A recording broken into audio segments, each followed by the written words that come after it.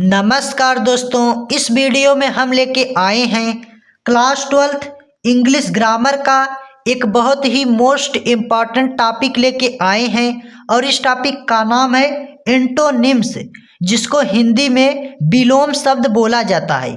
तो इस वीडियो में हम आपके लिए टॉप 15 एंटोनिम्स विलोम शब्द लेके आए हैं, जो आपके बोर्ड पेपर 2026 में पेपर के 7 सेट में से 3 से 4 सेट में 100% देखने को मिलेगा। तो चलिए वीडियो को स्टार्ट करते हैं, वीडियो में अंत तक बने रहिएगा। तो देखिए, सबसे पहला जो एंटोनिम्स है आपके समक्ष, देखिए सबसे पहला है एशियंट। एशियंट का अर्थ होता है प्राचीन, पुराना। कहते हैं ना कि वह प्राचीन काल का किला है, तो वहीं एशियंट का अर्थ होता है प्राचीन। इसका जो उल्टा होता है, इसका उल्टा जो होगा प्राचीन का, वह होगा मॉडर्न। मॉडर्न का अर्थ होता है मॉडर्न। मॉडर्न का अर्थ होता है आधुनिक, वर्तमान, मतलब नया। और इस एशियंट के जगह मतलब एशियंट का उल्टा न्यू भी होता है। आप यहाँ न्यू भी लिख सकते हैं, लेकिन आप मॉडर्न लिखेंगे तो ज़्यादा बेहतर होगा। तो इस प्रकार से जो एशियंट का एंटोनिम्स होगा, इसका जो उल्टा होगा वह मॉडर्न होगा, मतलब आधुनिक। ये हो गया। अब आइए हम लोग दूसरा देखते हैं। तो देखिए, जो दूसरा एंटोनिम्स है पूछा गया है, लिखा गया है ब्रेव। ब्रेव का अर्थ होता है बहादुर। ब्रेव का अर्थ होता है बहादुर। और इसका जो एंटोनिम्स उल्टा होगा वह होगा कावर्ड। कावर्ड का अर्थ होता है कायर, डरपोक। कहते हैं ना, वह बहुत कायर व्यक्ति हैं, डरपोक हैं। इस प्रकार से, तो इस प्रकार से हो गया। ब्रेव का जो एंटोनिम्स उल्टा होगा वह कावर्ड होगा। अब देखिए, जो तीसरा एंटोनिम्स है, लिखा गया है अराइवल। अराइवल का अर्थ होता है आना। और डिपार्चर, डिपार्चर का अर्थ होता है जाना। और यानी जो अराइवल का एंटोनिम्स, इसका जो विलोम शब्द होगा वह डिपार्चर होगा। डिपार्चर का अर्थ होता है जाना। और देखिए, जो अगला एंटोनिम्स है, लिखा गया है फ्रीडम। फ्रीडम का अर्थ होता है आज़ादी, स्वतंत्रता। कहते हैं ना, मुझे स्वतंत्रता मिल गया, मतलब मैं स्वतंत्र हो गया, तो उसी को फ्रीडम बोला जाता है, आज़ादी। और इसका जो उल्टा होगा, यानी इसका जो विलोम शब्द होगा, एंटोनिम्स होगा, वह क्या होगा? वह होगा आपका स्लेवरी। स्लेवरी का अर्थ होता है गुलामी। यानी फ्रीडम का अर्थ होता है आज़ादी और स्लेवरी का अर्थ होता है गुलामी। तो इस प्रकार से जो फ्रीडम का एंटोनिम्स होगा वह स्लेवरी होगा, गुलामी। अब देखिए, हम लोग पांचवा देखते हैं। तो देखिए, पांचवा जो एंटोनिम्स है, लिखा गया है विक्ट्री। विक्ट्री का अर्थ होता है जीत।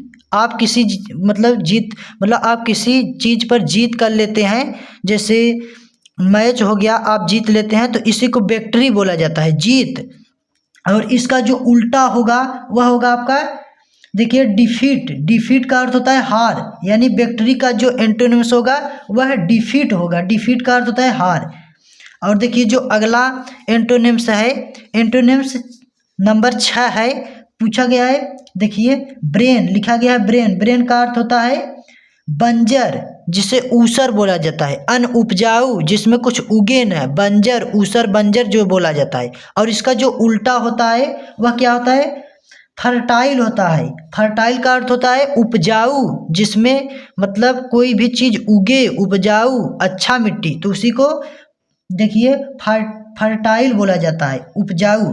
तो इस प्रकार से जो बंजर का एंटोनिम्स होगा वह फर्टाइल होगा। अब देखिए, जो अगला एंटोनिम्स है, एंटोनिम्स नंबर 7 है, लिखा गया है नॉलेज। नॉलेज का अर्थ होता है ज्ञान। कहते हैं ना, उसे बहुत नॉलेज है, बहुत ज्ञान है, तो इस प्रकार से नॉलेज हो जाएगा। नॉलेज का अर्थ होता है ज्ञान। और इसका जो अपोजिट होगा, मतलब इसका जो उल्टा होगा, एंटोनिम्स होगा, वह क्या होगा?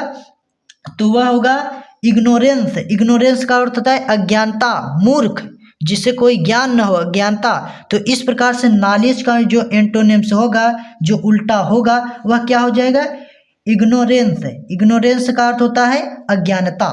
अब देखिए, जो अगला एंटोनिम्स है, एंटोनिम्स नंबर 8 है होप। होप का अर्थ होता है आशा, उम्मीद। कहते हैं ना, हमें आपसे बहुत उम्मीद थी, तो इस प्रकार से होप का अर्थ होता है आशा, उम्मीद। और इसका जो उल्टा होता है तो वह क्या होता है?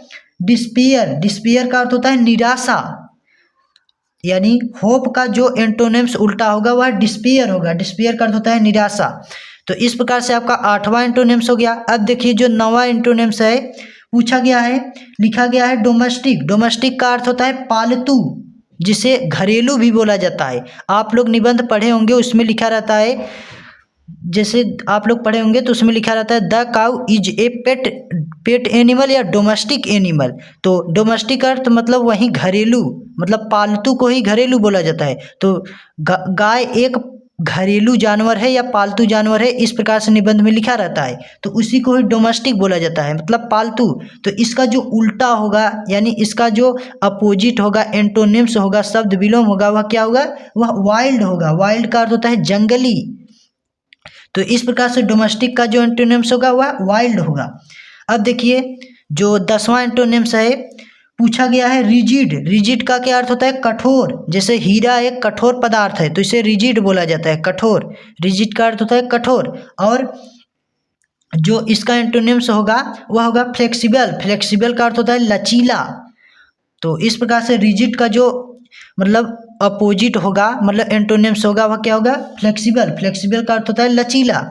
तो ये हो गया आपका 10वां एंटोनिम्स। अब देखिए जो 11वां एंटोनिम्स है पूछा गया है, देखिए लिखा गया है पेट्रियल।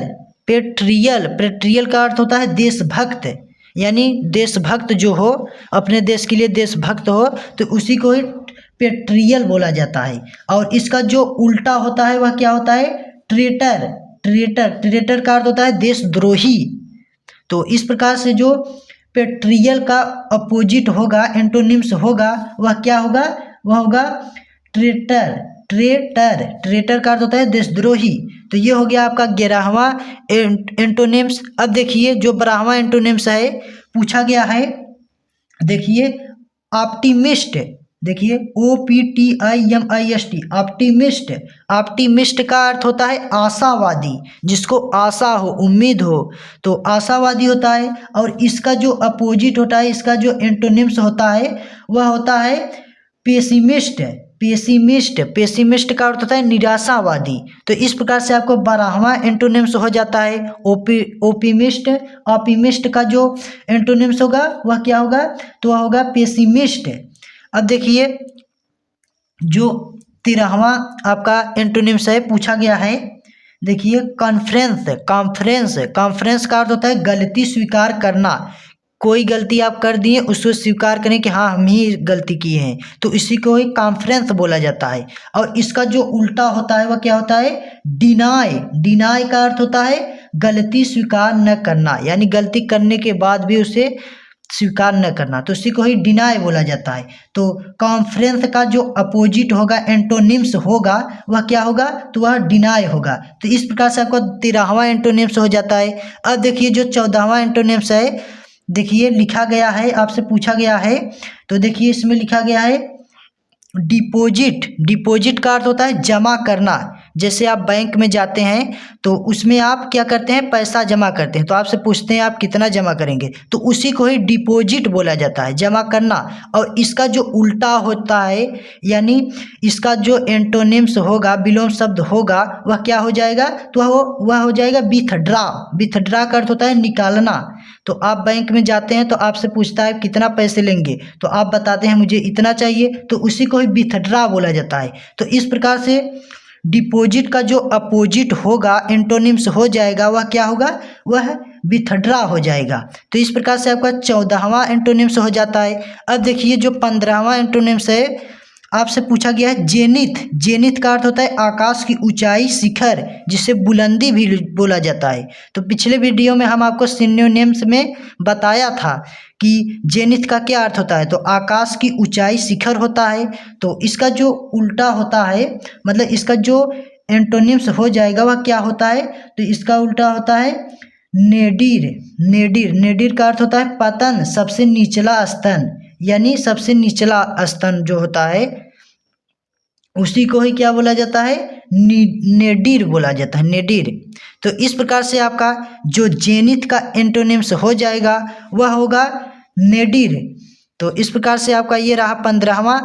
तो दोस्तों ये रहे आपके लिए टॉप 15 एंटोनिम्स शब्द। अगर आपको यह वीडियो अच्छी लगी हो तो प्लीज़ एक लाइक कर देना, चैनल को सब्सक्राइब कर लेना और अपने दोस्तों तक शेयर कर देना। तो मिलता हूँ ऐसे ही मोस्ट इम्पॉर्टेंट टॉपिक लेके, तब तक के लिए जय हिंद, वंदे मातरम।